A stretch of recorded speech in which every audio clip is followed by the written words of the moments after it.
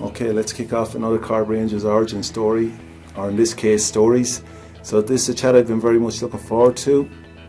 It's an opportunity to sit down with two players who made a huge contribution to the club in the 80s. Yeah. So Declan Fahy and Johnny Welch, you're very welcome. I spoke with John a while back and he said there was no point doing this, Declan, unless we had you win. So we haven't met before. Yeah, we haven't met before, so maybe that's as good a place as any, Dec, to start. If maybe you could give me a little bit of background on where you were just before coming into Corrib Rangers. So I grew up in Coogan Park, in what I would call the era of the street footballers. And I was a quiet lad. So my dad would have known Mike Corbett, my dad's a carpenter. I think Mike had the mirror and glass shop down there in Chantala. So I'm sure the conversation was probably had that Mike said, or my dad said, look, bring the lad down, or Mike would have told Dad, bring him down to join the team. I can actually remember the first day going down where did you go, Dec? The Corrib Park pitch. So Tom Lally was coaching down there, and John Flaherty, better known as DJ Flaco, was helping him out. He would have been one of the older lads. Yeah. What year are we saying, Dec? 1981, I'd say. So I remember holding on to my dad's pants because, like, this was, I didn't want to do this, but I was coaxed in, and like starting from how to control a ball, literally with the side of my foot. I'd never kicked a ball before that. My dad was into hurling, so we were always out playing hurling on the street or with the other lads that lived on the street. But this then was the start of playing soccer. What age were you, Dec? I was 9, I'd say. I'd say 9. Could be 8, but I was born in 73, so I think it was around 9. And then I remember just being taught like the basics of football. The funny story with this is Tom Lally said to us, this is how innocent it was, I suppose, back then. Tom said, I need a piece of paper, your birth cert. And he said, you need to get black socks. And I don't know, it was me, if someone said, like, what's a birth cert? I said, it's a piece of paper with your date of birth and your name on it, son, right? So I went home and my mum was like, how'd you get on? I said, I need a piece of paper with my date of birth and my name and a pair of black socks. So next training session I go down. Tom was standing there, I walk up to him and I hand him a piece of paper and he goes, what's this, son? I says, my name and my date of birth. And he goes, no, I need your birth cert. It was written down on a piece of paper. And then he looked down and he went, and by the way, son, they're not football socks. So I had a pair of ordinary black school socks on, you know. So that's how little, like my parents wouldn't have been into soccer, that's how little I knew. But obviously, with the training. You didn't have far to go, Declan, so... No, across the road. Just to clarify, was there any other options out there for you at the time as regards getting involved in football at that early age? Not that I was aware of, no. So it was just natural for you to come from Corrib down onto that back pitch and get going at that early Well, they had the teams came from all the estates. So you had Corrib Park, Coogan, Gael Carrig, Inishanna, Laura Park. So we all came from those areas. I knew Johnny from school. Okay. I remember him. Yeah, John, do you want to just give us your little introduction into the club? So again, year, John? 84, 83, I think. Okay. Around that time. I had been playing with Bowes underage. Okay. And their juvenile had stopped. So I had been very good friends with Mark Kane from St. Pat's, and I think at the time Corrib Rangers had been beaten in the 12th final on the Hereford Road by Crescent, and I had been at it, and I just liked the setup. I loved the gear. It was like the Dundee United gear, and Dundee United were very strong in Scotland at the time. Will we go there with that? So I've seen since you've brought it up, the kit, where did the colours come from? So they had what's your story? The Corrib Rangers gear at the time, it was actually from Puma, wasn't it? with the Puma togs, Yeah, With you're the right, Puma. yeah, with the orange stripe. I followed that actually. the Puma gear, and it stood out. There was another team in the West Side, but it never took off. In the Shannon Rangers, Okay. remember that? I do now. In the Shannon Rangers, and it was a no-brainer to go to Corrib Rangers because everyone was in St. Pat's, and at the time there used to be a club on a Sunday. Lord rest her soul, Bernie Donovan's club, and everyone hung out there on a Sunday night. Remember the Sunday club? I don't remember that now, John. You probably weren't allowed out, but but everyone used to go to that club, and everyone played for Rangers. Everyone hung around with each other back then, and I don't know how we did because there was no phones. Yeah. So you had a little bit of experience, and you had older brothers, of course, who were playing football, and it was natural for you from Bowes. You decided then to follow your mate, Marky Kane. Yeah, Marky Kane would have been the I actually remember in St. Pat's because like every lunchtime was just soccer Soccer, or yeah. handball. Do you know what I mean? yeah. And I remember I've a clear memory of going up to Johnny and saying, "You should be playing with us," because I'd seen them play in the schoolyard. Yeah. So the other teammates were the recruitment. They were the scouts. Well, yeah, like that did happen over the years, you know. Probably the funniest one was when we reached, I don't know, was it under 14, 15, and we were playing boys club, Yes. and Johnny Regan was playing, and we were winning at half time. We were winning something like 7-0, and I came off at half time thinking Tom Lally is going to be praising us. He's going to be saying, "That's brilliant, lads, keep it going." No, not a word.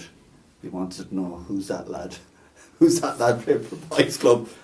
Get him, and that's where Johnny Regan then came into the scene, you know. And as you just started in, then your first experience coming into Corrib Rangers, you have a couple of mates there.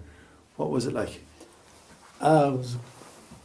It was a culture shock because one of my first games arriving to play at Rangers, my boots were filthy, and Tommy Lally wouldn't play me because they weren't clean. I hadn't paper in them. They weren't polished, and he told me that you have to have your boots looking well every game.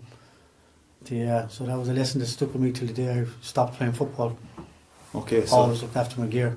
yeah, That was a valuable lesson. wow, Well, I can go back to say, so match days we'd meet at the bungalow. So across from Tom Lally's house there's a small, it was like a preschool. The Kayla house. Was that? Yeah, That's what it yeah. was. And that we called it the bungalow. So we yeah, had Miss to meet at the Gannon's bungalow. Yeah. So, like, we'd go in, we'd sit, there was a blackboard, and the first formation that was shown to us was the WM formation. That's how old we are. Right. So, I don't know, I had 3-2-2-3 now, probably. But Tom would draw a W and an M and just show you the area of the pitch that you were to kind of control in, you know, or be in that position. And then the boots, you'd have to put your boots out on the ground. And if they weren't clean, you were in trouble. So you had to have your boots immaculate polished. And what age are you at that point? From the very start, 9, 10. So like it was he brought the discipline of his professional career to the street kids of the West Side, you know. Like the kit was always clean, immaculate. That's thanks to Anne Lally, to the ladies that looked after the kit, you know, back then. And Folded. you weren't allowed to have your jersey outside your dogs. Yeah, When you your were playing. jersey had to be tucked in. If your jersey wasn't tucked in, you were told to tuck your jersey in, you know. Initially, the gear, like the first jersey I got was it was an Adidas jersey, I think it might have been, Puma Togs. I think originally the socks would have been orange, Yeah. which we didn't like, so it was always said it was tangerine. Is it orange or tangerine? So, but that changed then, white socks, which I always thought looked the business. It reminded me of, say, something more Brazil type kit, you know. But the kit, like if you were on match day, the kit would be folded, you know, beyond the chair there for you. But the boot inspection, like for years there was times where I forgot to clean my boots, and I'd be wake up in a panic, and I'd say to my sister, "I'll give you my pocket money if you polish the boots," you know. I would try and eat my breakfast, and she'd melt the polish, and you know. And as John said, the newspaper, Yeah. you know, we were taught how to look after your gear. how to respect your kit, just discipline really. Yeah, and just as regards then, I suppose the routine for young guys who had entered the club in that era. You weren't training on Tuesday and Thursday night in an AstroTurf floodlit pitch. So what was your weekly routine with the club? Saturday mornings, 10 o'clock, car park pitch. Rain, And if rain you or arrived shine? at a minute, I can remember arriving a minute or two late and not being allowed to train, sent home. That's cost me now. That happened to me once or twice. Like, Yeah. I was training at 10, I was there at 20 to, after a while. Everyone was. Wow. And it was like, have the crack and the joke, and once 10 starts, we're going to work.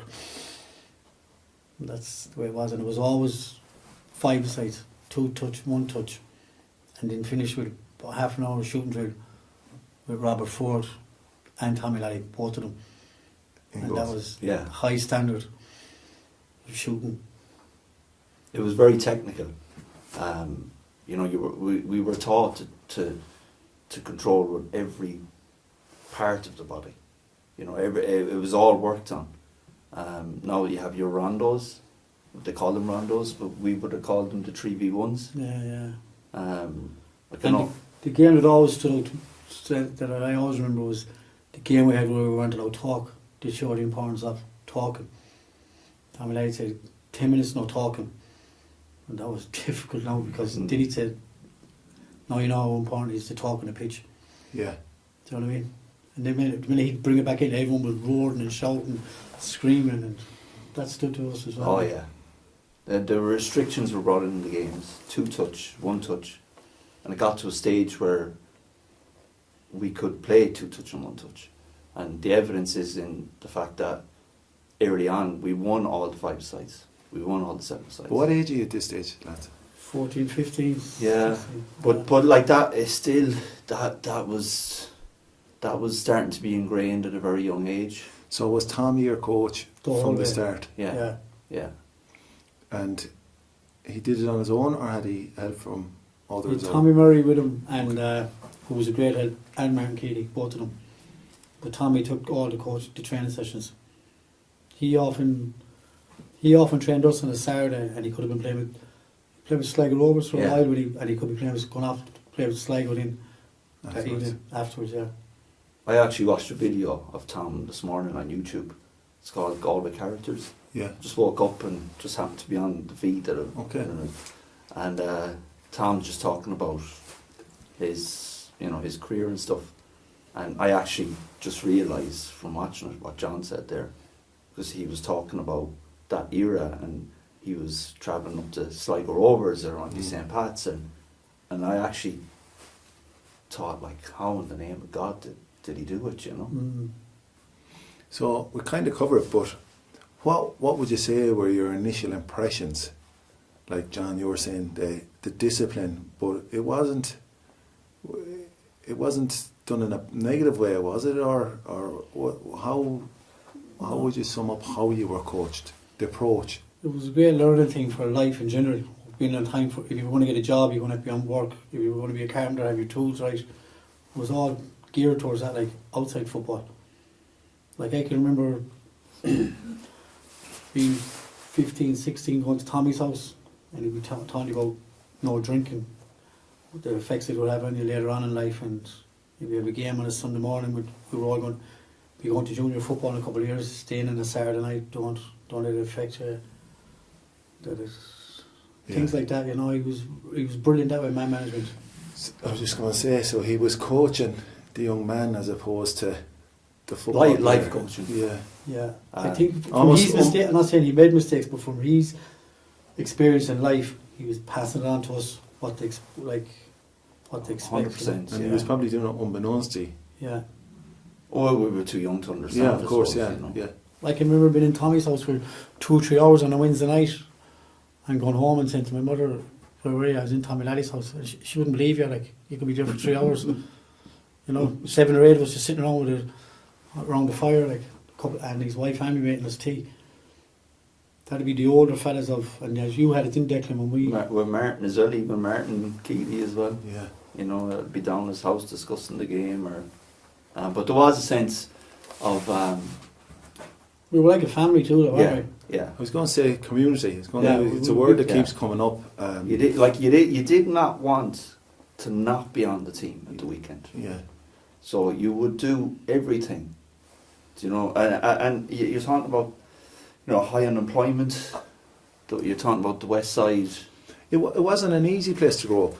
And I suppose what I'm getting from you guys is that this Maybe was from the parents. Now, I would say for me personally, I think it was magical. Hmm.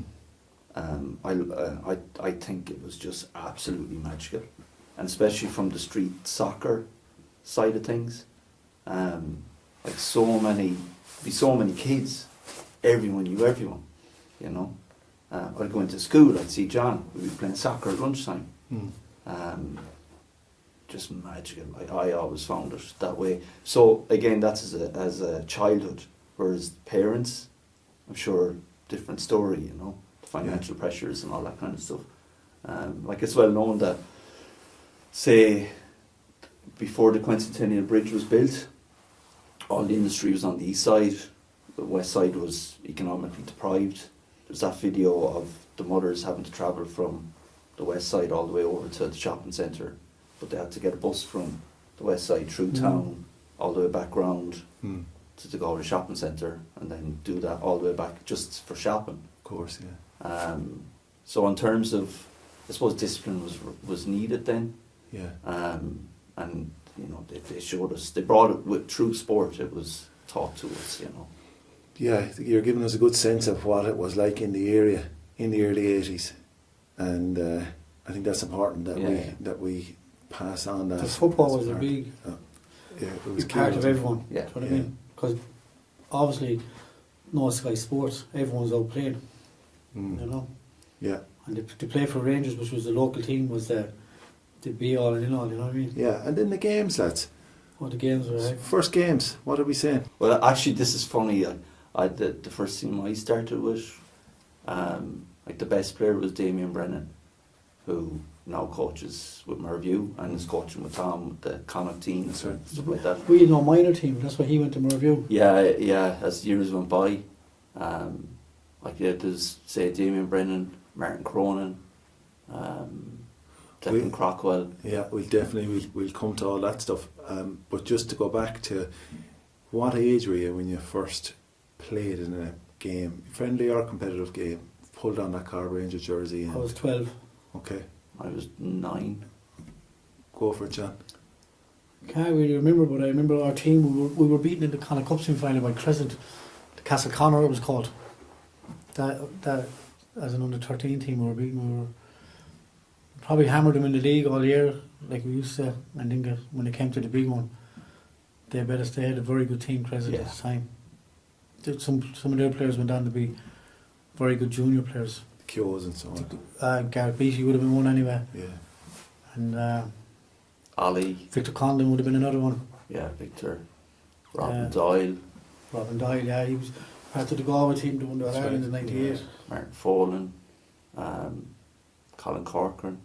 You know, they had a great team as well. Yeah. Like again, the thing with the early ages of the teams was that, and you can see the progression in it as well. We'd win all the 5-a-sides, we'd win all the 7-a-sides. And there was plenty of those competitions back then.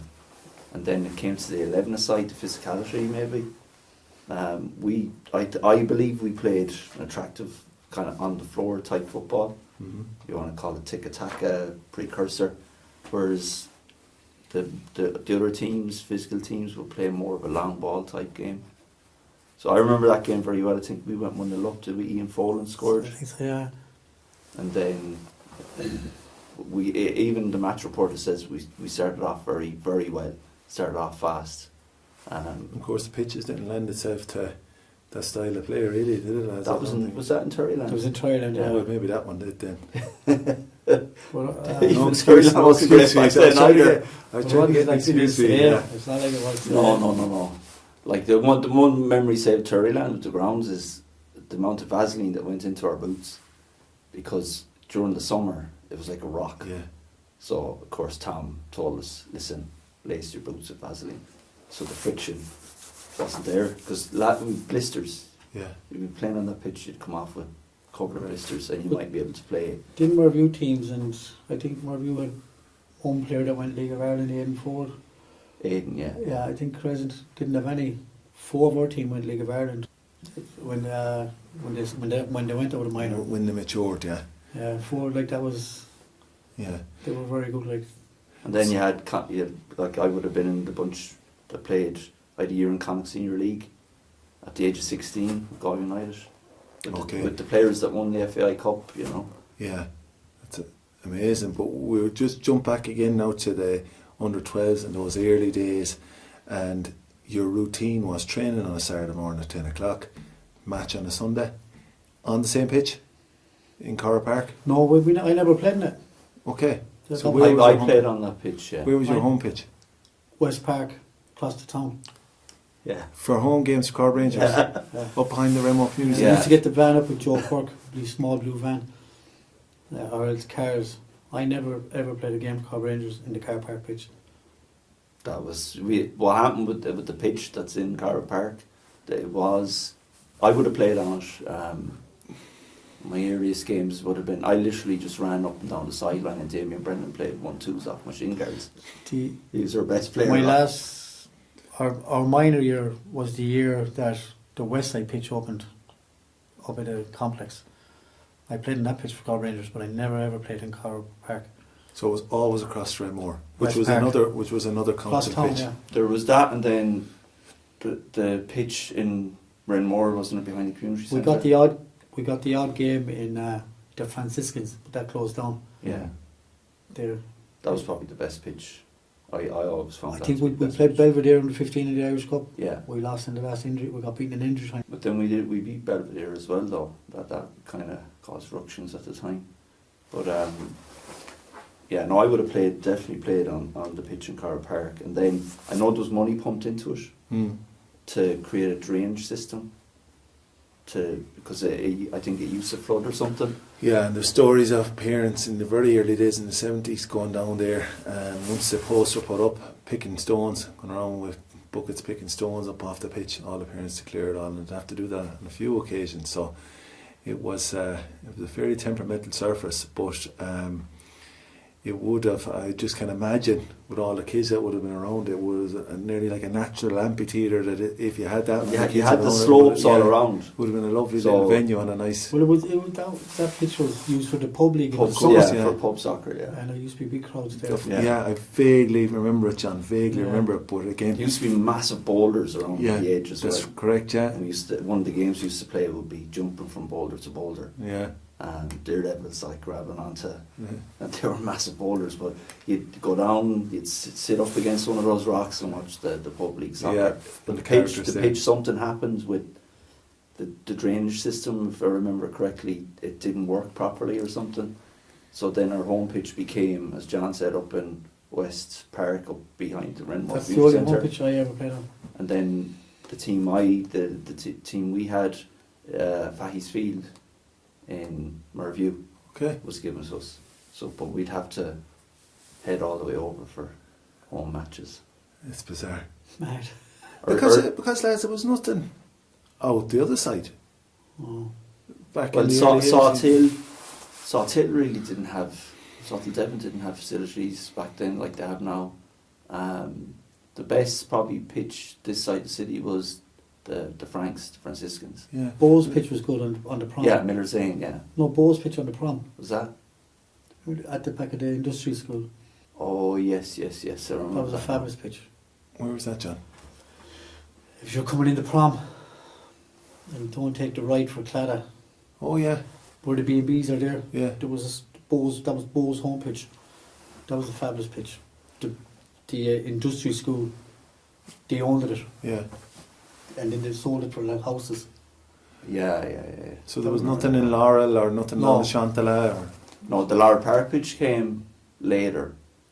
The Franciscans would have, like Carb Shamrocks had the Franciscans. Brother Justin and That was our local derby. yeah. That was the Liverpool, Everton, Man United, Man City derby. The only issue then, of course, you're having to go across the Fahy's Field. It's a pain in the backside to have to do it now. Not only that, no dressing rooms. Yeah, how are you ensuring that you had lifts in the back of Parents. Joe Corrib's van. Joe Parents. Corrib, parents, yeah. So you would meet at the, The bungalow. in Corrib Park Yeah. in plenty of time. If you want to play, yeah. And then you're kind of at the mercy of who's around. There was 3 teams this side. There was Saltine and Corrib Shamrocks and Corrib Rangers this side of the bridge. And then there was Crescent, Renmore and Moorview, the far side. Mm. That was it, wasn't it? So there was 6 teams in the league. 60, I think so, yeah, if I remember rightly. You didn't There have was to go around the country county. teams. No. Never. If you did, I'd be honest, back then, you knew you were going to win if you were heading up that direction. Like one really funny story to sit with St. Michael's. We all played with St. Michael's as well.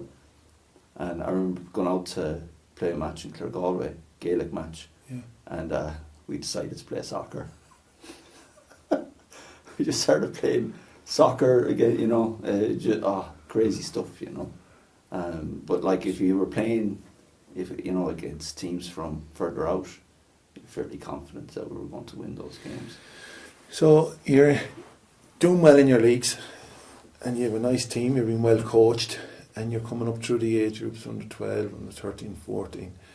What's the next challenge? Have you Connacht Cups or have you, where are we going here? How are we developing it as a We soccer won the player? Connacht in Cup your in age? 91, Okay. under 17. That was Mantus after joining us that year. I think he joined us under 16. He was a massive addition to us. Yeah. Rodney was a massive addition to us. He got 2 goals in the final.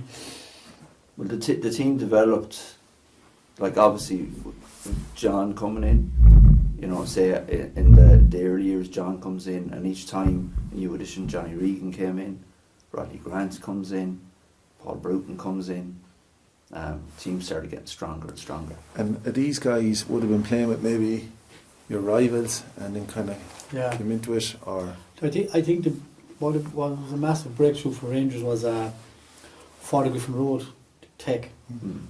We won under 16 schools. We beat the Bish in the final 4-0. There was 8 Corrib Rangers fellas on that team. There was I was we on the Bish. got to the All Ireland final. We were beaten by Delasala Waterford. We were beaten 1-0, and that was a big breakthrough for Rangers. Winning that under 16 Connacht Cup schools. well, that's a picture that we'll need to see. Yeah, there was 8 of the starting 11 were Corrib Corrib Rangers players. Yeah, 8 Corrib Rangers. Rodney Grant was in the Jez. Declan and Raymond all were in the Bish, and David Kane was in Mary's. And we bet them 3 schools on the way to it. To win it. I remember Heartbreaking.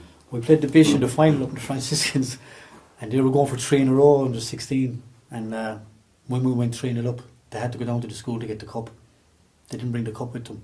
They were that sure. They were that sure they were going to And get the Bish had a The Bish won the All Ireland on the Saturday, the Yeah. senior, Yeah. and we played them on the Wednesday in the Connacht final under 16. With this Maria Corrib Rangers side. With the Corrib Rangers, Yeah. we were the Corrib Rangers team really. Johnny Regan got 2 goals and Marky Kane got 2 goals in the final. We bet them 4-0. And then the year, if you go the year younger than them, it was literally the Corrib Rangers team from the Tech. I was with the Bish. It was literally the Corrib Rangers team, and against me, I was literally looking at.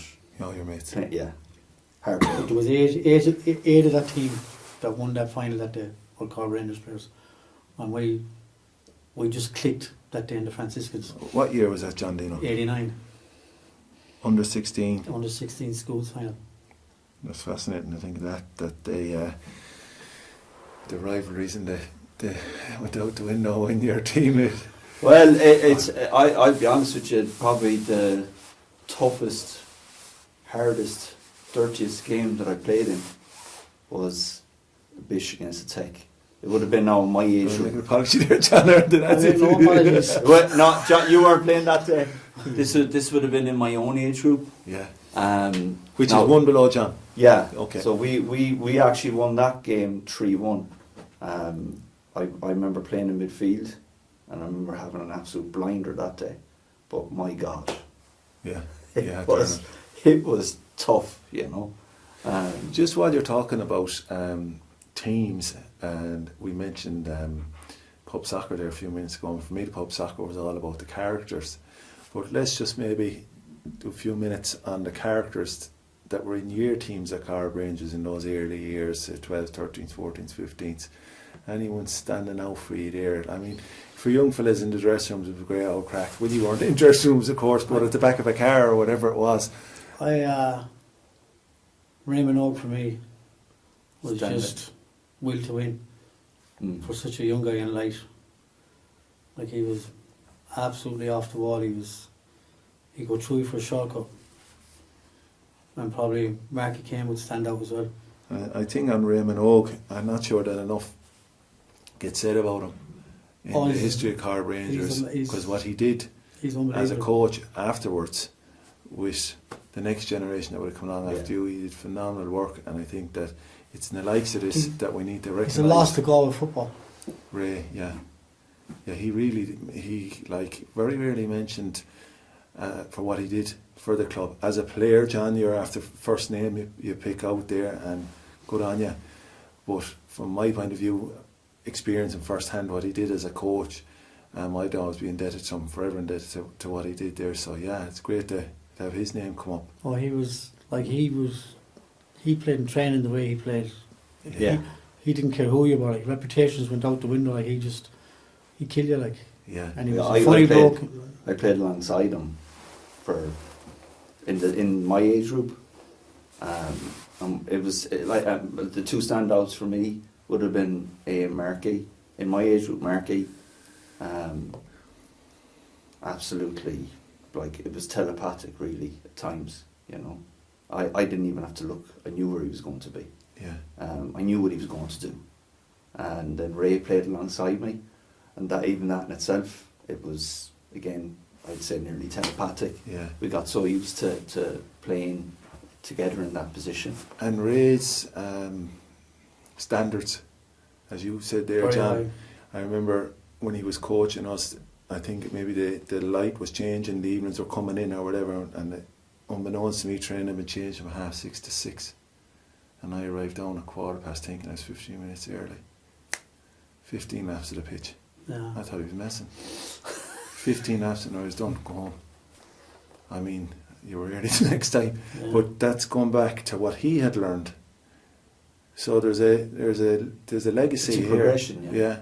And to be honest, like, even now with my son, I'm the same. You know, have your kid. You know, have you got everything ready? Are you preparing properly? That'll carry on. You know. Yeah. Even when I was coaching, as well. Like, if I saw a player come out with different coloured tags, even now I don't understand it. Yeah.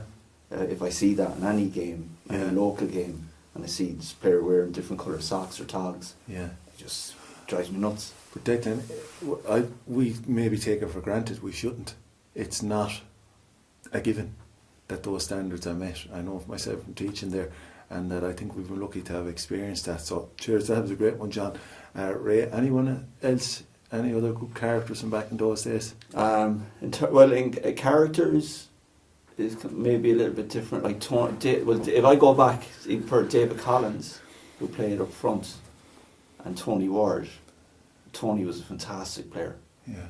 Like, when you think of the midfield of the team in John's era, like Tony Ward, Marky Kane, Johnny Walsh, and was it Rodney Grant? Oh, with Jared Deasy. Jared Deasy, Chick. Yeah, but all Like that in itself, you know. outstanding players. Yeah. If I go back then, say, in terms of the crack and outside the bungalow, remember David Collins, he used to keep a copybook, and he'd have of his goals scored. So if he scored 2 at the weekend, and they're written down. Yeah. And Tony as well. Tony'd be like, I think Tony in his head was scoring more goals than he was actually scoring, you know. But we'd be like down outside getting ready for the game. The next thing, I've scored 5. I've scored 6, David, you know. Plenty of banter and great crack. Great lads. Yeah. And was there anybody just before you, sort of, was there anyone that you looked up to? Damien Brennan. Damien Kerman, yeah. Damien Brennan. Yeah. Damien Brennan Yeah. was the one But that he was. the Corrib Rangers didn't enter the minor league, and Damien joined our review. So he was ahead of you. He was a year ahead of us. And what was he like as a Excellent. club player? Yeah. My God. Like, he still, like, I was gutted when he was gone. Yeah. Because when you think of Damien Brennan, straight away you think Murphy United. But No, he's a no, Corrib no, Park no, man. no, Corrib Rangers. Corrib Park, Corrib Rangers. Yeah. Yeah. Corrib Rangers. Yeah. And Michaels. Yeah. Yeah. And Mellows. He's an all-rounder, like. Yeah. Yeah. Like that's how when I started the number 7 jersey, and it was literally run up and down the sideline. So Yeah. Damien would kick the ball at my shin guards and get the ball back, 1-2s up and down the sideline.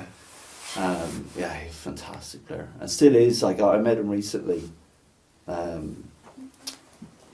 Merview, my son plays with South Devon, so Merview saw Till game, and I watched the pre-match warm-ups. So for me, I can tell a lot in the first 20 minutes before the game. I'd be looking to see what the attitude is like, what are they doing, the intensity, and I was watching Damien do the coaching and the intensity of it. It's still there, you know. The way he was back then, how good he was, is still there, and he's passing it on to those players. I now. think he's the only Merview player I can try and kick a junior over because I had so much respect for him as a Corrib Rangers player. Like, you know, Michaels. Yeah. You just had that respect for him. You'd never touch him. Yeah. My wife brought my son down to Merview unbeknownst to me, right? And just, I think the neighbours will live in Claregalway, so Damien is involved down there, of course. And she went in and she brought my son up to sign to join the club, and Damien was in there. And my wife Cathy said, "My husband isn't going to be happy with this." And Damien looked up at her and he said, "Declan Fahy." He knew straight away. Yeah. Then I met him down there, and like we were talking about, like John was saying earlier about the boots, you know, and I was saying about, you know, sure, they don't even polish their boots anymore. And Damien pointed out to me, he said, "Sure, you've seen the colours of them. Yeah. You know, Yeah, they're not going to get the colour. You know, all we had was black boots, you know. Puma Kings, if you could get them. Adidas World Cups, you know. Patrick boots. There'd be no polishing boots right today, wouldn't there? Yeah, With the colours. yeah. Should you remember that, John, when we went to England and came back, a few of them came back with red Quasar boots. That's right, Alan came back with A them. few more of them, and we lost, and I think a cup or Connacht Cup, I don't know what it was, we lost something anyway. The boots. Yeah. Wasn't that the boots? Never, ever bring them boots back again. But they were wearing the red boots, like a John Fashionable kind of a thing. Yeah. Desperate, like, but that was what it was on. So Damien Brennan, Ray Minogue, anyone else? That's David Kane. okay. To be honest, I could talk about all the players. Do you know Yeah. what I mean? David Kane was your Alan Hansen type player. Yeah. No, John here beside me, Roy Keane. But David was unusual. He went straight from juvenile football to Galway United, starting for Galway United. Like, that's like, he was only, when we went playing at West Reserves, he went up to Galway United. lads. But how that came about actually was, so Tom was obviously over Galway United at the same time as he had us, and he wanted to use us as a feeder club. So we were to be used as like an academy. Yeah, we went training a few times Yeah. with them, didn't we? Yeah. So we used to go up to Digital. Digital, yeah. And this in itself is mad like that. There was no floodlights. So training up at Digital, there was myself, John, Marky, Ray Minogue, I think Tony would have went up, David Keane. So we were up training with like the likes of Johnny Glynn, Noel Myrna, Pete Carpenter, you know, all these players that went on to win the FAI Cup. But we trained up at the back of Digital. So it was the old Digital plant. At the back of it had lights up, I suppose security lights, and that's where we would train under those security lights. It wasn't exactly ideal in terms of brightness to be playing in the winter months and stuff, you know. But as the years went by, some lads kind of stayed in with that situation. I know I walked away from it. After it was a strange situation up there. I think the manager, what was the manager of that team at that time?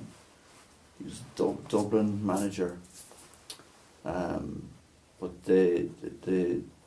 I remember things after the FAI Cup, after they won the FAI Cup, in terms of that, you just, the organisation, you didn't know where you stood, and so you had to weigh up, is it better to go into But there junior isn't- soccer? There's not many minor players now who go straight from minor to League of Ireland like David Kane did. And he played there for 2 I or have 3 to admit, seasons. I've never heard of him, lads. So, From Laurel Park. okay, Absolutely brilliant centre half. right. Yeah, fantastic. I don't think he's the one lad I haven't seen since I left Rangers. Yeah. And then people really say to me, oh, I met Dave, I'd love to meet him. Still around? I think he worked for Stad Island at loan. Because he did work in the garage, Boreham over there for a long time, Stad Island. But I think he's in that loan. Yeah, I was great mates with him. I used to go up to Laurel Park and hang out with him and stuff, you know. But again, like say on the team John was captain of, it was myself and David Keane in the back four. Yeah. And then you had myself and Ray in my age group. In midfield. No, we played an unusual system where I would have been labelled a sweeper, which essentially would have been, I'd say now, a back three, and I used to operate behind them, and then when, especially in my age group, when we'd be in possession, I'd move into midfield, and that's more or less how we played for Trent. how we played for the whole time, you know. Yeah. So that's what, and people would remember that. Oh, you were the sweeper. Yeah. You know, people from other clubs would say, "Oh, sweeper." Yeah. It's an unusual. It is. It's a formation that we rarely hear of anymore. The Germans used it. Yeah. So the progression was good. The competition was growing. There was good dominance in the local leagues. Connacht Cups. We got beaten in the league final. We won the league, topped the league. Then we played a league final against Review under 17 Yeah. on a Wednesday. Is this your last year, John? It was under 17. Done. Okay. Right, the under 17. We got beaten in the league final on a Wednesday by Review. Which we should have won that match, though. Tony Ward missed a penalty, unfortunately. We were beaten 1-0, I think. But then we played them in the Connacht final on the Sunday. It was in the 1 week both finals. And I'll never forget it. It was the hottest day of the year. Mm-hmm. And we met at Car Park, and Tommy Lally said, when we get to Tyrone and we're not doing the warm-up, everyone's staying in the dressing rooms, no warm-up. Do not go on the pitch till the ref blows for the start of the game. The heat was unbelievable. We got to Tyrone and Review had been warming up for ages. And then the ref blew the whistle for the game to start. We came out. I think we scored 2 goals in the first 10 minutes. They were actually wrecked. They were knackered from the heat. And I always thought that was... And you went on and won the game? We won 3-1. But in the first 10 minutes we got 2 goals. They were doing a warm-up for ages. We got to Thailand and Tommy Lally wouldn't let us out. You probably don't remember that deck, do you? Oh, I do, yeah. We weren't allowed to do a warm-up. And they came in to say the game was starting. We went out. I remember it being shattered at the end of it. It was the hottest day of the year. Yeah, they came back into the game in the in the I latter can't remember stages. whatever, but I always remember... I don't remember at the game, but I remember we never did a warm-up. That's I fascinating. remember the game very. Like I would probably say the type of football that we played was probably the best we ever played. It was phenomenal performance from the whole team. And that was the under 17. So And that then- was the first one then. Yeah, and then we That won was it the next you year. and John. Yeah. Yeah, You were the captain of that Yeah. team. Okay. The next And then year- Next year. Raymond Og was captain of that team. Mm-hmm. I would have been captain right up until that period of time. Mm. Can't remember exactly why that. I know I had injury stuff as well going on, but of course, look, Ray, 100% captain. You know, he was man of the match actually. Fantastic performance. Who was that final against, Dick? Crescent are all enemies, so like say in terms of the progression, we would have won again 5-a-sides, 7-a-sides. The way it operated back then was the top team was straight into the final, and then the next 2 would play in a playoff to play the team in the final. So first went straight into Of the league? Yeah. So Yeah. first place team would went straight into the final, and then second and third would play in a semi-final to play the top team. In general, it was Crescent was the main were the toughest. Like so many, we'd get to the final against them. We'd probably be top of the league in some years. You know, most years we'd be top of the league, and then, or it'd be Ulster Crescents for sure. You had Corrib Shamrocks and Renmore. They would have been the main 4 teams. We didn't win our first league until under 15s, but you could see there was always that sense of belief that once the physicality balanced out, and that the type of football that we were taught to play, the way we were playing, was going to reap the rewards. Was Tommy Lally the coach of that team as well? I remember Tom and Martin Keeley. Okay. I would have had Tom more in John's age group, and then Martin Keeley and Tom in my age group. But yeah, I remember we beat Renmore under 15s. That was I think it was under 15s, could have been under 14s. But then that Connacht Cup then was against, the second Connacht Cup was against Crescent. So, you know, Ollie Keogh, Victor Condon. So, like, you know, they were always our rivals, really, from day one, you know. Great players. And Chick Deasy scored a wonder goal, an absolute wonder goal. From, I don't know, was it 35 yards out. If I remember correctly, it might have gone to extra time. It was 1-1. Chick TC. Jared TC. Oh, okay. We know him as Chick. Yeah. I think it was one. It might have gone into extra time. I remember we were 1-0 up. I got the first goal, stonking header, back post. They scored, they equalised, I think, just before half time. Second half could have gone either way, and then like the goal, like, I can still see it, like 35. When he scored it, do you know Wayne Rooney's celebration at the overhead kick, where arms out like this? Jared put his arms out, he just collapsed onto the ground, and the whole team just piled on top of him. But yeah, like that, an amazing feeling. So that was the following year? Yeah, 2 Connacht Cups. I've the medals, picture of the medals. That's some sent return. down to the lads. The minor, then we won the minor league as usual, and then got beaten in the minor final. It was called the Pepsi Cola Cup. Yeah. And then Merview beat us. Unbeaten. Merview beat us in the Connacht Cup in the early rounds in the minor, and they went on and won it 5-0, I think, in the final. So you went to your final year, Minor, under 18. You went the league unbeaten, played Merview in the league final, Got beaten. and they had walked away with the Connacht Cup. Yeah. That was They were a strong my team. Seasons like that keep you hungry, John. What? Seasons like that keep you hungry. Huh? Yeah. They have a good team as well, though. I would have played with some of them in the Bish as well, you know. Chick Crow. Our Dresty Solly was very good. Yeah. Very good. Centre forward player. They had good players, but more of our players went League of Ireland. Let's get on to that, because we're coming naturally to it anyway, guys. We're talking about, as ye are under 16, 17, 18, Corrib Rangers have no junior side. So what happens to a young player at that time from Corrib Rangers? What's going on there? Where do you decide, okay, am I packing it in here, or what's out there for you? We were out there at West in the Reserve League. So was it mooted at any time to go junior? I think it was, yeah, we'd asked about it, but they just hadn't the finances, and they had no pitch either. They would just have to get in the pitch in the West Side, and they didn't think that there was only one pitch in the club. And because the underage was very strong that time at Rangers, there was a lot of teams. So we eventually tried to go junior, but we couldn't get the players.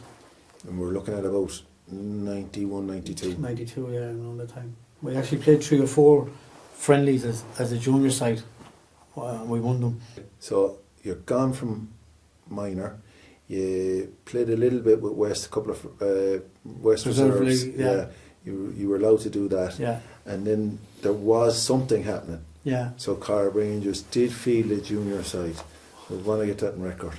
Yeah, we fielded the junior side. We played 4 friendlies, I think. We definitely played Renmore and bet them. Yeah, we bet Renmore, I think it was 3 or 4-0. And you were on that team now as well, Dick, because... Yeah, I had still another year to go, though, Yeah. with my own age group.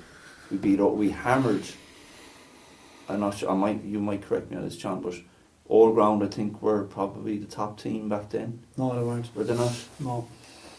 I remember we hammered them. But were they a Premier team? I don't know where the Premier, I don't think so. But we did beat them, yeah. And some of those players then, I remember some of them coming down to training sessions to try and join us then as well. Which And will we be beat happening some Crescent. years later, but we come back to that. We beat Crescent. John Keogh was playing on that team. I remember John Keogh telling us after the game, he said if we stick together, he said you'll dominate Galway football for years to come. Okay, lovely. So there was attempts being made. It didn't get off the ground for whatever reason, and I know, having spoken to Martin Keady and Mike Corbett, that they did approach the Galway FA. They looked to have year group of players brought into the junior league, and the response was, and understandably, okay, they'll have to go down into Division 4. Now, you guys are performing at a level where you're meeting guys from Crescent who are obviously in the Premier and so on. They're saying, you know, come up here and train with us. I'm sure you mentioned David Kane going straight to Galway United. I mean, there wasn't much to attract you to 4th Division football. Robert Ford didn't went to America. That was a big loss to us. Mm. He went to America for 4 years on a scholarship. Yeah, goalkeeping. Goalkeeping, Boston University. So That was one. So people are starting now to go their separate ways. yeah, You're getting a little bit older, and Because I was a year younger, I was a bit oblivious maybe to what was happening. you didn't see that ultimatum that was coming. And I was shocked. Yeah. the Rodney stayed with West. Understandably, like, because What about you, John? What happened with you then? I went playing with Bowes. I found the junior football awful tough. Completely different to minor. In what sense? Stronger. They were just bigger men. They just knock you off the ball. And when I was playing Rangers, where all our games were geared towards 2-touch, junior football was Less football. less football, kill everyone. And You soon adapted. well, you had to. Yeah. It was kill or be Had to killed. And backs just kicked the ball out into the pitch. Whereas with Rangers, it was everything went through midfield. It was a culture shock. But like, I wasn't good enough at the start for junior football. Or that form of football. Yeah, it was different, completely different. Do you look back on it and think that you were ahead of your time in some sense with the type of football and type of coaching you were getting? I'd say the coaching, definitely. We were ahead of our time with most teams, but some of us just weren't good enough for junior football when we got up there. It's a different game. Mm-hmm. But juvenile, definitely the coaching was better. So you done your time at Bowes, Yeah. and that was it then, you never moved on from Bowes. No, I went to Hibs for 1 or 2 years.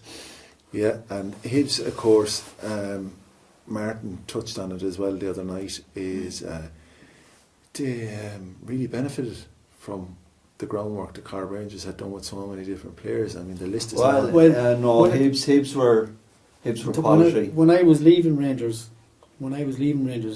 Tommy Lally told me go straight to Hibs if you didn't go anywhere else. Because Joe Riley had gone to Hibs, Yeah. and the two of them had the same way of. He told me, he said, don't go anywhere else, only Hibs. Okay. Tommy Lally, if you're not going to go anywhere else. Like. And Joe has been a huge influence on Joe Riley and Hibs. Yeah, of course, yeah. And for you then, Dick, you can see the guys you had been playing up with, and then your season came along. I think I missed most of my final year with injury problems. Everyone back. There was a thing that I had bad knees, which wasn't the case. It was Osgood Slatchers, which wasn't really understood fully back then. Like, I'm still playing.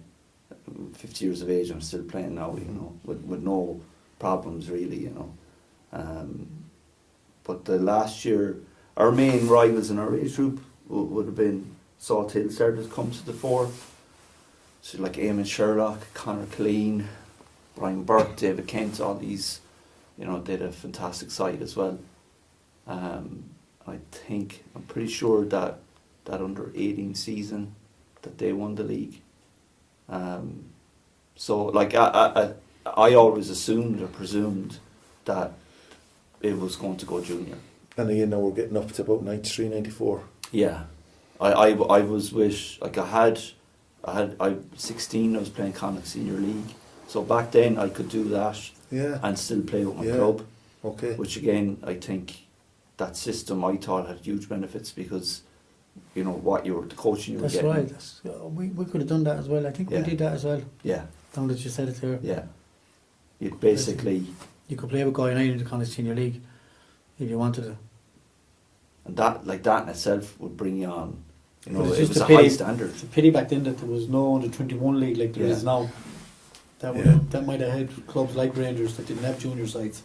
And we certainly, like, you know, we would have trained with, as David Kane is proof of it, we would have trained with Noel Myrna, Pete Carpenter, Johnny Glynn, that we were by no means out of place. The manager that you were on about earlier on was Seamus McDonough, the goalie. Okay, He was the Guy United manager when we used to be going up to. okay. He was an Irish international and Guy United brought him over. Yeah, rings a bell.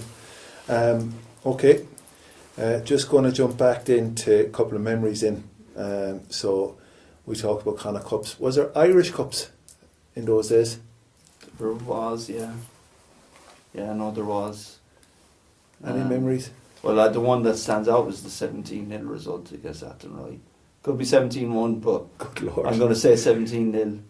And I remember Yeah. that making national newspapers. Like I used to keep the scrapbook. I used to cut out the match reports and stuff. Unfortunately, I lost some of them, but there would have been a lot more reports. Yeah. We did play. No, it wasn't Irish Cup, but we played Belvedere in a friendly, Okay.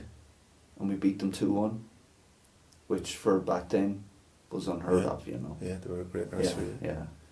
Yeah, and I suppose in the next thing we're looking at underage. We talked about guys going up to Dublin for trials and things like that. I remember Irish Marky came underage. going for the Irish trials under 15, and I remember I was only talking about it the last day to someone how stupid to go if ever that the Irish under 15 match was here in Galway against Northern Ireland. Steve Lomas, who had a good career at Man City, was the captain of the Northern Ireland team. And Marky had been training with them all the time.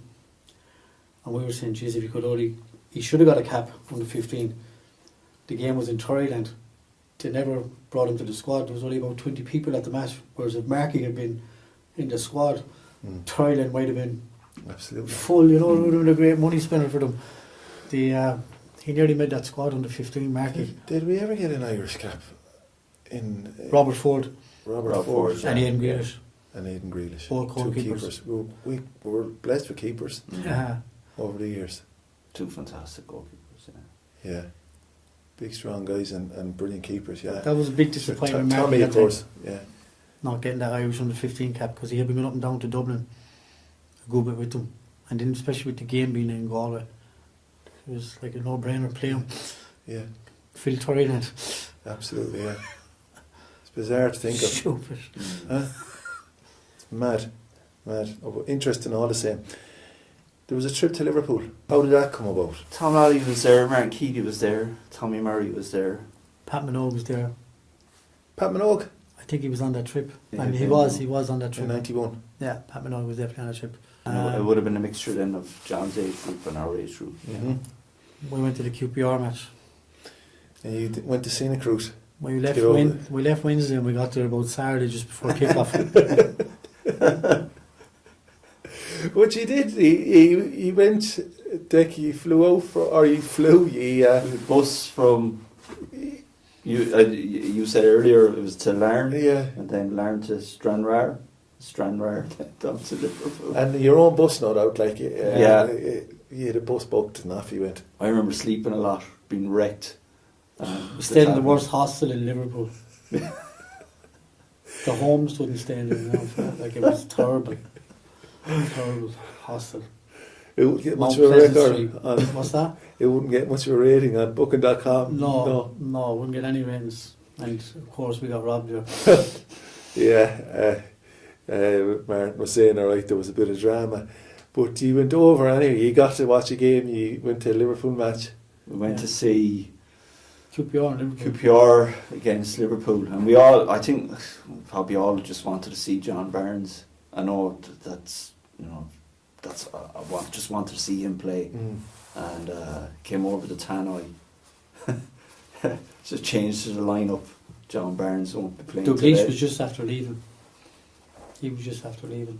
Yeah. That was the look we had. Jan Molby, and was Jan Molby playing that game? He scored a penalty. And then Les Ferdinand scored he scored a hat trick, wasn't it? This guy got 2 anyway. Les Ferdinand. Yeah. What a fantastic trip. Yeah. I mean, brilliant memories. It was a fantastic trip. Anything you want to put on record? I think everyone was glad I got robbed. That night, There must have been some crack on the bus. it You was were hours and hours on it. Oh, jeez. no, but the travelling now wasn't easy. But I remember being wrecked from That time the bus.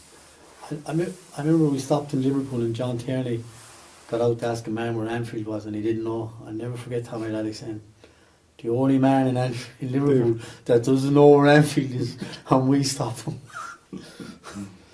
But the night then, we were in a pub, and Irish Centre.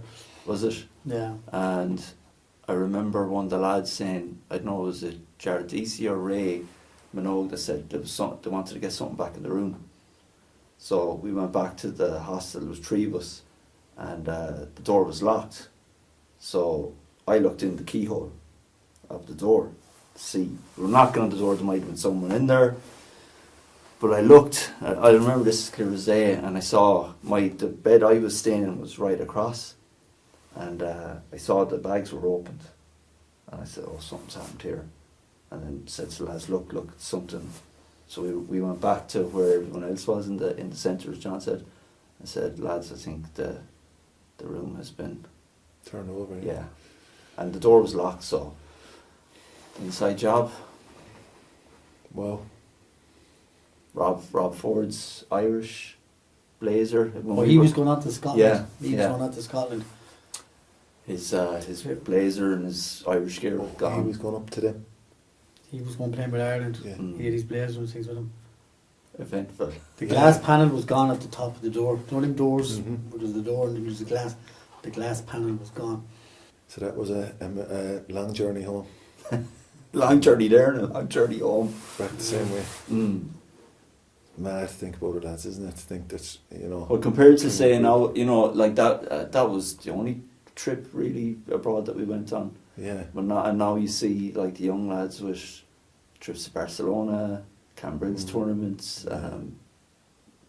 It's totally different. When I go to Liverpool now a bit to watch matches, I always remember the first The trip. first trip. Always. And that was your first trip, John, was it? Yeah, and I actually stayed in that hostel a couple of years later. Did you? I did, honestly, myself. And Were you looking for your stuff? Did you? No. Yeah. Liverpool Man United in '93. United won 2-1. And Anfield here, they won the league. I was in that hostel, I stayed in it.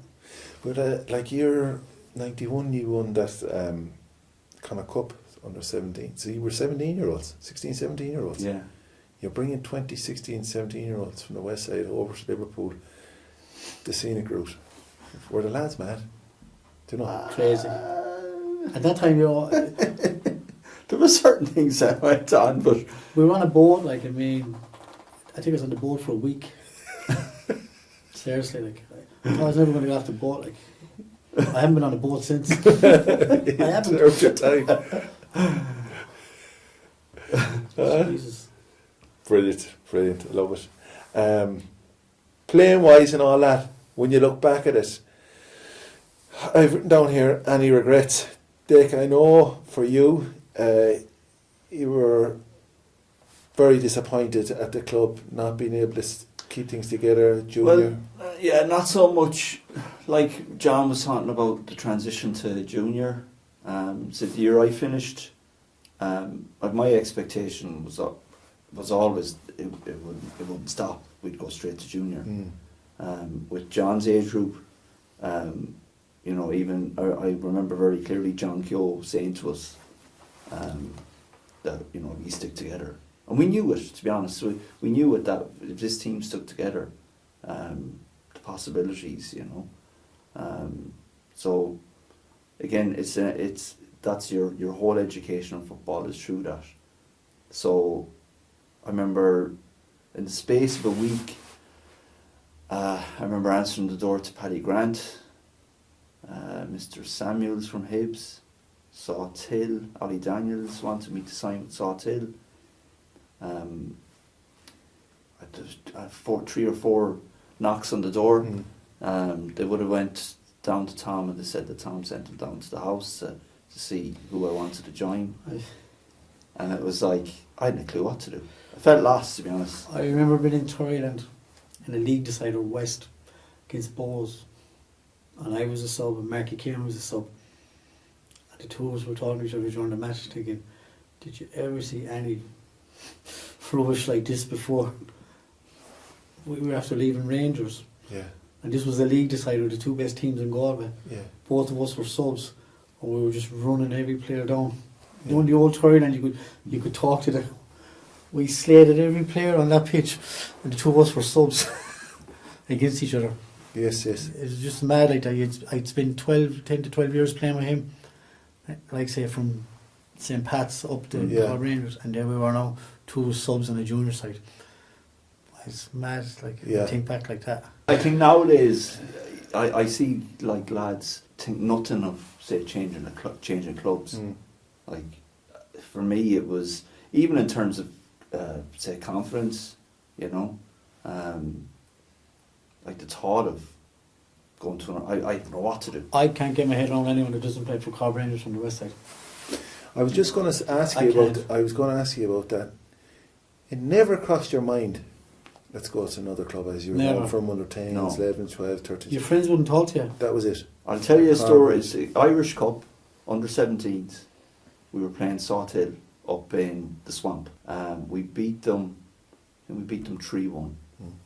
And I think this might be 15, 16, and the change rooms that were down there. Got ready, came out, and Ollie Daniels and Peter Kelly pulled me aside. Maybe 16, 17, I think. Ollie Daniels and Peter Kelly pulled me aside and said, we want you to join Sawtill. And I literally, it was like a little panic attack.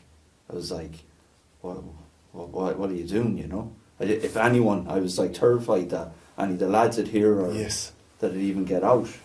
I said to Ollie, I said, do you realise like what would happen if I did that, you know? Are you mad?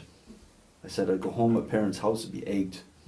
I said, you know, it was. I don't think anyone left anyone though, did they? No, but it was like, it was nice to be asked, but it's something that would never happen, you know. You'd never think of joining another club, whereas nowadays, it happens. But they don't think twice about it. I to be honest, I was lost when it didn't go junior, and the decision, I looked at who was going where, and like to me playing with Markey was paramount, and Ray, I went down to West, Martin Golden went there, Ray went there, if I'm remembering correctly, Markey was there, and then like John was saying, like junior soccer was a different kettle of fish, you know. I found that the coach that I had, say moving to West, that the way I was being told to do things was not how I understood how to play the game. And with that then struggled. In hindsight, I probably should have gone to Hibs. I look back at that with a bit of regret, you know. But how do you make that decision, you know? It's just fascinating that you talk about the history of the club, but you have to recognise the impact that the club had on Galway football and how that worked its way out through the different avenues. So, for example, slightly later generation to you guys, then there would have been a Galway United team that again Martin Keeley talked about, with Quirky was left back, Brendan O'Connor was in it, Nigel Keeley was in it, Robert was goals and so on. And then the impact that year generation had as regards junior football and guys going on to that level. You talk about Marky Kane, John, yourself, Aspie. Ron Ford went on to play with Shamrock Rovers, like. Yeah. Do you know what I mean? For a couple of seasons. You know, Marky played League of Ireland, Rodney Grant played League of Ireland, David Kane, Tommy Kane. We would have influenced that younger generation. Like the one thing about Martin as well and Tom is that they encourage you to go the coaching route. So And we even did. go back to the good Review team, Senior League, Damien Brennan was the main man on that team for Yeah. a long time. Yes. Do you know what I mean? Like, We were given, at the time, we did an FAI coaching course, 15 or 16 years of age. I was lucky then, lucky enough, I was coached in England with, great coaches over there, Leeds United coaches, Kevin Keegan. I had a coach over there called Joe Hooley, who was just an absolute genius, flipped my brain. So we're getting all this knowledge.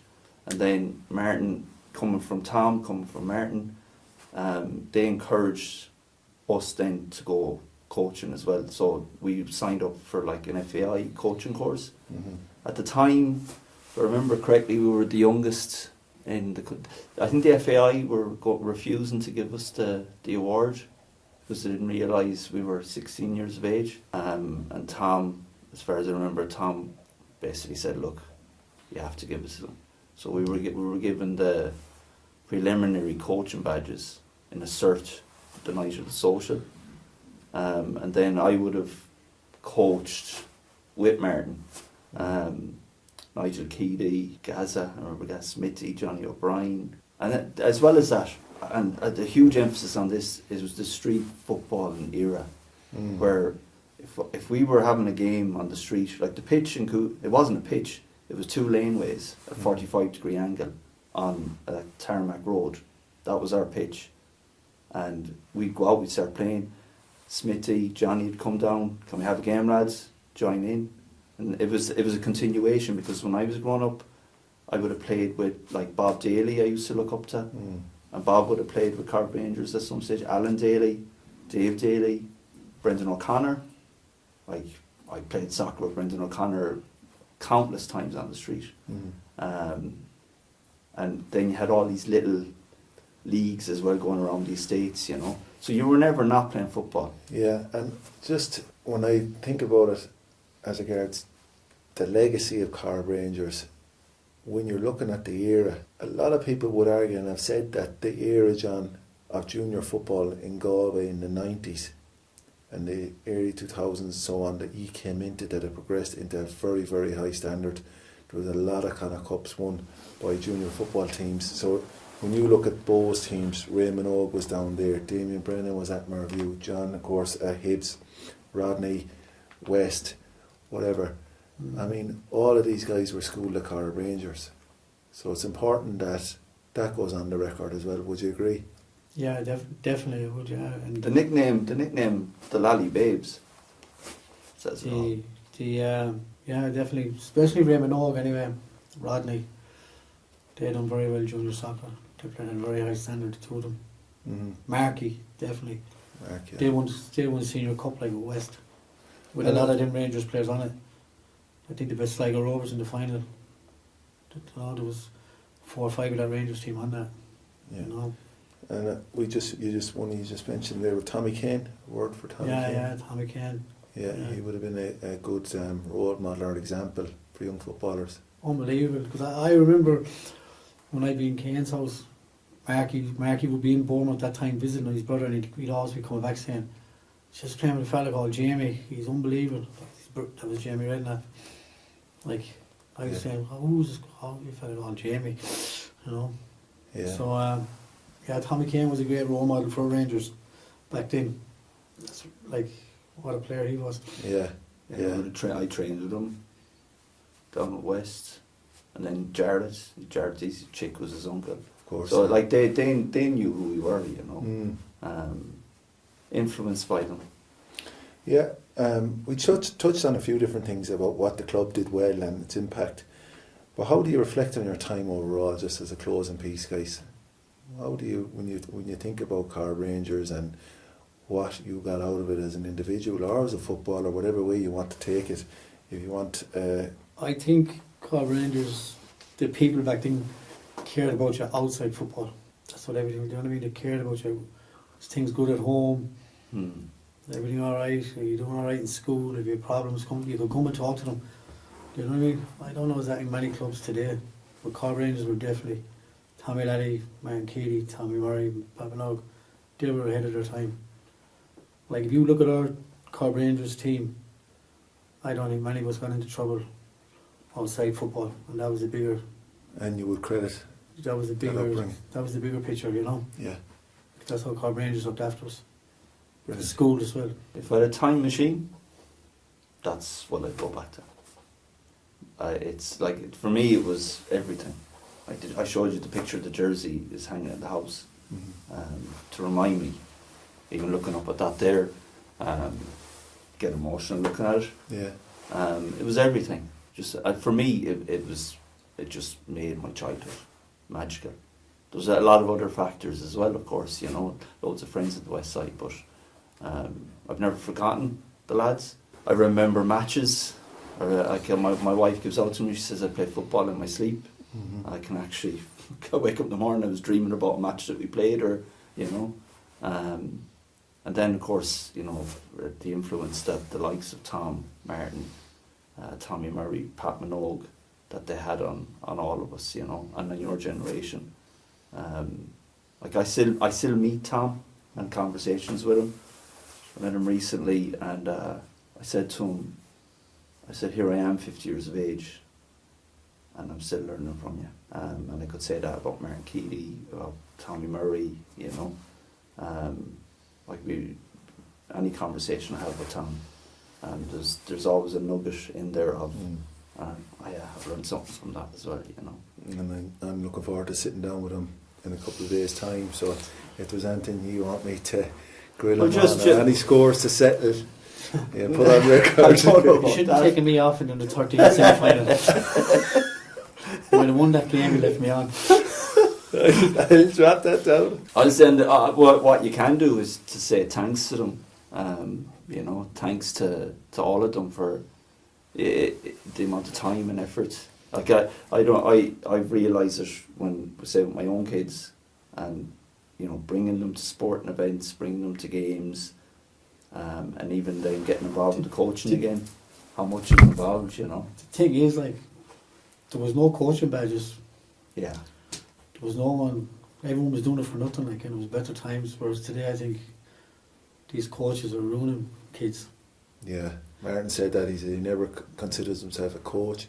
He said he was always just a trainer. Put a couple of balls over his shoulder and go up and have the fun with the lads. And make sure they were having fun. Street footballers. They let you play. We were Corrib street Rangers let you footballers, play. yeah. Do you know what I mean? Yeah. No, it's Sergeant Major. I've seen him at my own club, Higgs. And I'm not knocking them, but Corrib Rangers was a different kettle of fish coaching. Damien Duff said it on telly there one evening about he called it the 10,000 hour rule. So it's the amount of touches on the ball, the amount you've played, and then coaches will improve you. Duff said something about wasn't particularly coaching as such that got him to England. You know, it was the era of street football, and that add that into what we had, the experience. I personally believe experience is the greatest teacher in life, and you had Tom Lally, the experience he had, Martin, brilliant footballer, and they're passing on that knowledge to you, you know. Whereas if you saw in the media, I don't know if you saw it there yesterday, Harry Redknapp made a comment about coaches now that are learning from books as opposed to have the experience, the pitfalls, you know. So, the coaches that we were lucky to have, they understood from a high level, from the highest level. You know, Tom with Celtic, and we learned from that. Yeah, and that was a nice touch there. Give them the bit of thanks, and what would your hopes be for the future of the club? Well, I see them training when I go to visit my dad. Like, I live in Claregalway now, so, and I haven't been involved in Rangers since I left. But when I go visit my dad, and I see the facilities that are there, I don't know what, because I don't live there anymore, but for me it's very quiet now compared to when we were growing up, which is the natural progression, you know. As the area matures, I suppose, and that's going to change. You're going to get younger people moving into the West Side now. Hopefully it just still exists. Yeah. Corrib Rangers, because the area needs them. I think the pitch would be a massive help on it to get the clubhouse up and running. The area needs Corrib Rangers because a lot of good footballers came over, and it's been a lot of good for the people of the area, you know. Yeah. So just keep it going. Keep That would be the kids, main in, thing. keep kids in It's sport. not all about winning. It's just No. help the kids, keep them off the street because they kept us off it. The word that keeps coming up in all these sit-downs is community, and I just want to say thanks to the two of you for coming in, and I hope that you realise you'll always be part of that community, whatever form it takes in the next 50 years, or hopefully it will go on. And just for a bit of fun, I'd like to just ask you to pick an 11 between the two of you, okay? We're going to just pick an 11, and what we're going to do is we can delete it later on, but what it can give me is a couple of pointers to bring to Tommy Lally next week. So, goalkeeper, between the two of you, you have to agree. Robert Ford. Rob Ford. Well, this could be easier than expected. So, Rob Ford. He, as you said, John, went to Boston University, played with Shamrock Rovers, Yeah. played Irish. Irish youths. Yeah. A huge man. Massive. But Fantastic goalie. brilliant keeper. Brilliant keeper. Yeah. Yeah, lovely. The best. Major as playing the position that I played in, safest houses. Yeah.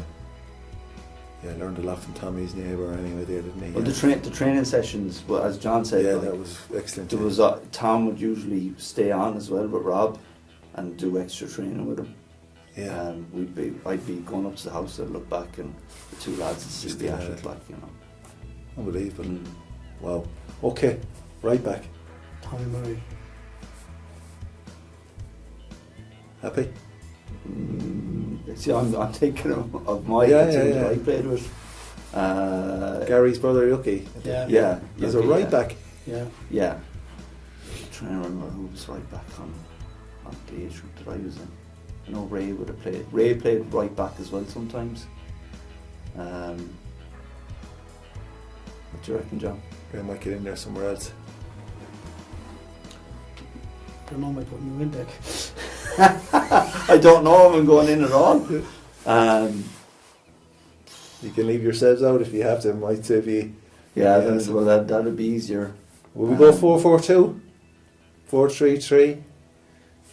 Don't go complicated on me now with W's and M's and I'd sweepers. go with Dick and David Kane, centre halves, and Jared DC left back. Centre halves? Yourself and Yeah. Dave Kane? Yeah. Okay.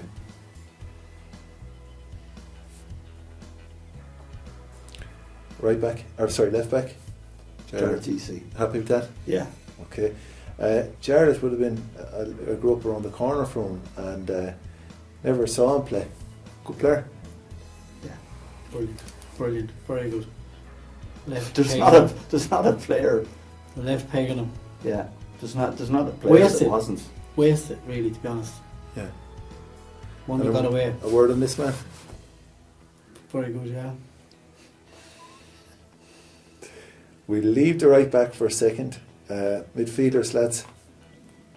I would go with the right midfield, Ray Minogue.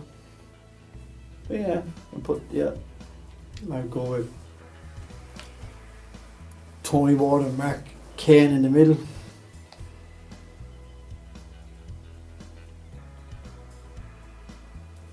And John.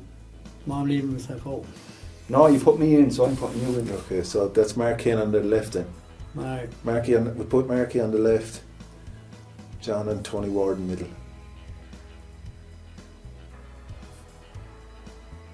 Getting there, man.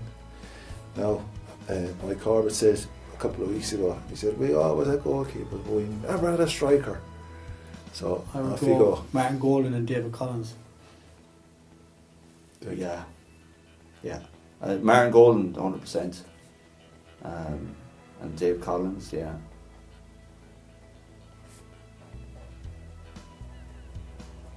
Now I'm just starting to realise who's been left out. Like, you know, this is not on. We go through. Rob Ford in goals, right back Tommy Murray, left back Charlotte Deasy, yourself Dick and David Kane, centre halves, Ray Minogue, right midfield, and Marky Kane, left midfield, Tony Ward, Johnny Welch, midfield, and then Martin Golden and Dave Collins. Happy with that? Yeah. Good team. Can we go subs as well? You can if you want to throw someone in there on the bench. Tommy Laddie's your manager, I assume. Yeah. Like Johnny Regan, Yeah. Paul Bruton. He was alright. I'm trying to think. I don't really have to have a look at the photo. Because you don't want to be leaving anyone out. Like in the age group I had, you have like Dave Mullally came into the team. Yes, they've wondered. Yeah, Very good. he made it. His pace was David electric. Quirk was very good. Oh, David Quirk, yeah. Mike Quirk's older brother. All right. Very Yeah. good, yeah. Probably the most skillful player. Yeah, Really? the thing, I would have had thing in there, but he went to me Giant Crescent. Bart. Bradley Barrett, Yeah. Damien Brennan. So we have our subs there, Johnny Regan, Dave You Quirk. could pick two teams. And, To be honest. yeah, and we could. But you know what? It gave me fuel for the fire with Tommy Lally. We can debate it further, and hopefully it gives a good representation of your era that you're happy with. And as I said, it's only a bit of fun anyway, because people say, "Oh, you're leaving people out," but I look at it as calling out people's names. I mean, you talk about Martin Golden and Dave Collins. I would consider myself a student of Corrib, and I wouldn't be familiar with them guys. So it's lovely to give these fellas a little bit of recognition, call out their names and their contributions. When we played the All-Ireland semi-final under 16, I only found this out years later because I had the programme at home. You didn't mention any All-Ireland semi-final all along? I said we got beaten in the All-Ireland final. For the school? For the school, right? Okay. Sorry. The Bish had won the final on the Saturday up in Triland. They bet Milford from Donegal. That's right, yeah. Okay. I had the programme of that match. So years later, I'm looking at the programme. Milford won under 14 All Ireland. The same year they got beaten in the senior final. Okay. Shea Given was in goals for the Milford under 14 team. But Alan Oliver, that played later on, played with Galway United. We bet Milford into the 16 semi-final, okay? Shea Given was a sub on the senior team. Thailand at the Bish bet. He had to have been playing into the 16 final of the weird. You want to see the goal Martin Golden got that day in the All-Ireland semi-final down in Waterford. Oh, it was unbelievable the goal he got. But I always wondered, was it Shea Given that was in goals because he played under 14 and he was a sub on the minor. So basically what I'm trying to say is Milford won the three Ulster schools under 14, 16 and senior. I often wondered if it was Shea Given in goals for the under 16 because he was in goals for the under 14 and he was a sub for the senior. I'm sure someone has a document somewhere. Yeah, I'd love to have. And he even like you know, you're saying Alan Oliver was on that. Remember Alan Oliver played with Galway United? He was on that. like Brian O'Halloran, like the kind of cup that we won against. We were 2-0 down against Salthill in that match, and Tom made a change and Brian O'Halloran came on, and Brian had a huge influence on the outcome of that game. And he was from again a year younger. Yeah. Brian from Coogan, who had a huge influence on the outcome of Galway football in the coming years now. With he's just churning out these star players, aren't they? Yeah, and lovely young lads as well, like, which is as important. But lads, thanks for your time. I really, really appreciate it. Thanks a million, pleasure.